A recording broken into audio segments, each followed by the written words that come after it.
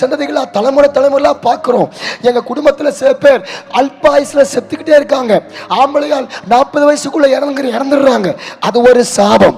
நிறைய குடும்பங்கள்ல போய் பார்த்தா ஐயோ மாந்திரிகம் செய்வின கட்டு யார் செஞ்ச பாவமோ சாபம், இந்த சாபத்திலிருந்து விடுதலை பெற முடியலையேன்னு பல இந்து சகோதர சகோதரிகள், பல இஸ்லாம் சகோதர சகோதரிகள், பல கிறிஸ்தவர்கள் கூட சில நேரத்தில் அப்படி ஓடி வந்து என்னிடத்துல கேட்கிறது வழக்கம்.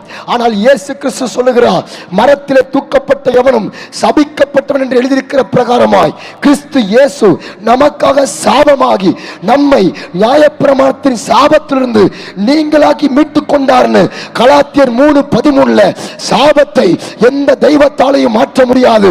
இயேசு ஒருவரே அந்த மரத்தை தூக்கி சுமந்து சாபத்தை மாத்திரல்ல ஒட்டுமொத்த உலகத்தின் சாபத்தையும் தன் மேலே போட்டுக் கொண்டார். ஆகவே சாபத்திலிருந்து ரட்சிக்கப்படுவாய்.